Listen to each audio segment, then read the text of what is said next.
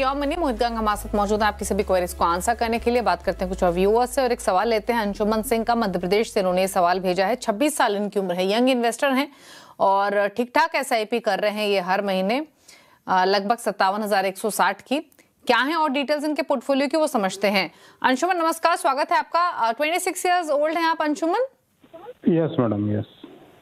Okay, और मैं देख पा रही हूँ आपके पोर्टफोलियो की वैल्यू ऑलरेडी 32 लाख की हो चुकी है जी। कमेंडेबल है।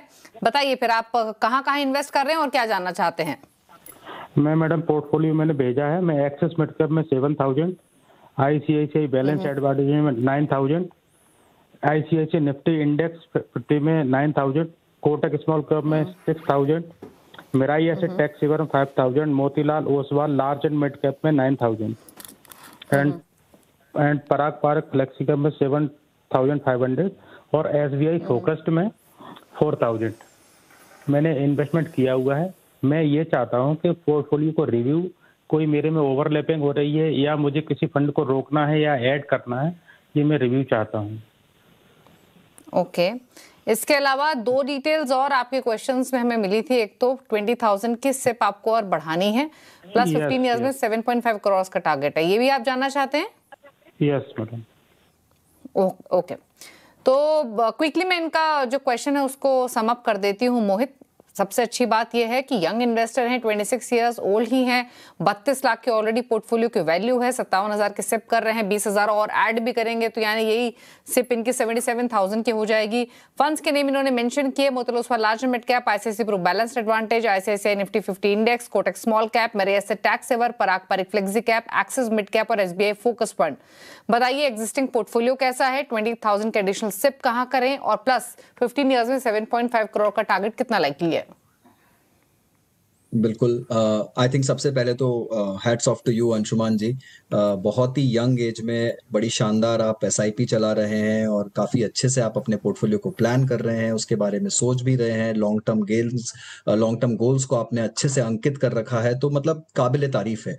आई थिंक 26 साल की उम्र में मुझे तो शायद होश भी नहीं था कि कहाँ पर कैसे क्या निवेश कर सकते हैं, but it is so nice to see the young generation taking SIPs very seriously and goal planning very seriously, so commendable.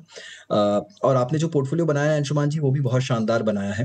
Absolutely fantastic portfolio. आपने लार्ज कैप में एक पैसिव इंडेक्स फंड लिया है जो कि हमेशा से मेरी पसंदीदा चॉइस रही है, Pru ICICI Nifty 50 index.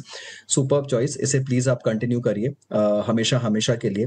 Flexi cap में obviously Parag Parikh flexi cap is by far the best fund in the category. वहां पर आपको थोड़ा सा इंटरनेशनल एलोकेशन भी मिल रहा है, तो आपका वो डाइवर्सिफिकेशन वाला पार्ट भी यहाँ पर पूरा हो जा रहा है। Motilal Oswal large and mid cap, again the best fund in the category.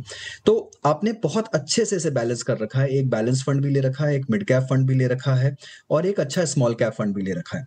मुझे बस जो जहाँ पर थोड़ा सा कम बेशी लग रही है, एक तो मुझे आपके कोटक स्मॉल कैप का आंकड़ा समझ में नहीं आया। 6,660 रुपए की SIP आपने चला रखी है। जरूर से कोई न्यूमरोलॉजिकल कारण होगा या फिर कुछ रीजन रहा होगा, बट आई वुड से कि राउंड इट अप। ऐसे इस तरह के ऑड अमाउंट्स ना रखें तो बेटर रहता है थोड़ा सा, हमेशा लंबी अवधि के हिसाब से। और जब आप 20,000 रुपए की नई SIP लगा रहे हैं तो आप अगर चाहें एक्टिव फंड में आप इन्वेस्को का लार्ज एंड मिड कैप शामिल कर सकते हैं। It's a great fund. तो ओवरऑल थोड़ा सा लार्ज कैप और थोड़ा अग्रेसिव मिड कैप एलोकेशन आपको उस फंड से दोनों ही कॉम्बिनेशन में मिल जाएगा। And because you are a long term investor at a pretty young age, I think आप अपने पोर्टफोलियो में रिस्क ले सकते हैं और थोड़ा सा। तो आप चाहें तो थोड़ा सा एक extra pure mid cap fund भी अपने पोर्टफोलियो में ऐड कर सकते हैं अगर आप करना चाहें तो।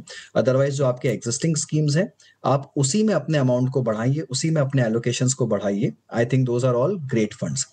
दूसरी बात ये कि आपके पोर्टफोलियो में मैंने Mirae asset ELSS tax saver देख रहा हूं। जिस तरह से आपकी सेविंग्स लग रही है मुझे, और जिस तरह से आप SIP को बढ़ाने की बात कर रहे हैं, आई एम प्रिटी श्योर कि आपकी इनकम ब्रैकेट पे आप मोस्टली न्यू टैक्स रिजीम पर मूव कर जाएंगे ग्रेजुअली, अगर अभी तक नहीं किए हैं तो। और अगर आपको लगता है कि ELSS की अब टैक्स सेविंग के पर्पज से आवश्यकता नहीं है, तो आप उससे भी निकल सकते हैं और उसका एलोकेशन भी आप किसी दूसरे एग्जिस्टिंग मल्टी कैप या large and mid cap category में डाइवर्ट कर सकते हैं।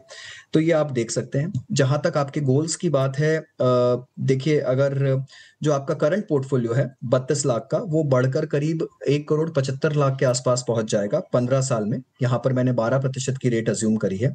जो करंट मंथली SIP है 57,160 रुपए की, वो बढ़कर आपके, और उसमें अगर मैं 20,000 और जोड़ दूं तो 77,160 रुपए की SIP करीब करीब 3,68,00,000 रुपए के आसपास पहुंच जाएगी। तो कुल मिलाकर आप 15 साल में 5,42,00,000 रुपए की रकम जुटा लेंगे अपने लिए 12% की ग्रोथ रेट से। तो काफी शानदार कॉर्पस है।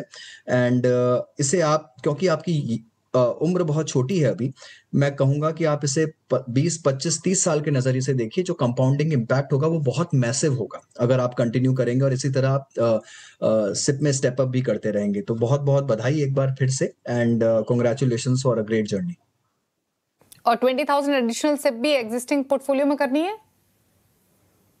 आइडली यस दीपाली जी, बेटर यही रहेगा कि एग्जिस्टिंग पोर्टफोलियो में SIP करें। अगर उन्हें थोड़ा सा रिस्की स्वरूप देना है तो एक प्योर मिड कैप फंड, आप चाहें तो ईडलवाइज मिड कैप जोड़ सकते हैं, या फिर large and mid cap Invesco large and mid cap fund को आप जोड़ सकते हैं अपने पोर्टफोलियो में। बट एग्जिस्टिंग स्कीम्स भी बहुत अच्छी हैं, अगर चाहें तो उनमें भी एलोकेशन को बढ़ा सकते हैं।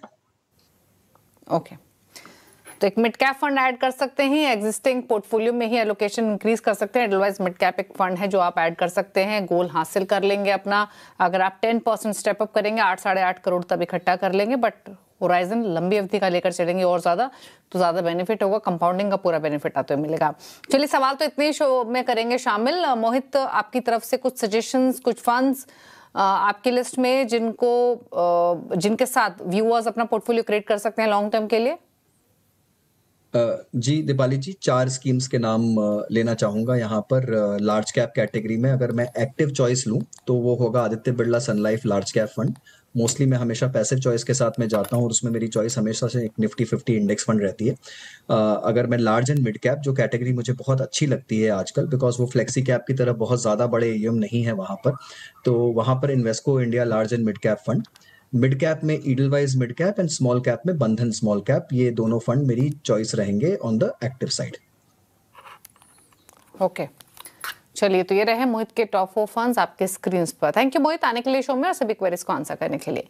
इसी के साथ यो मनी में तो इतना ही। ब्रेक उस पार भी खबरें जारी हैं। नमस्कार।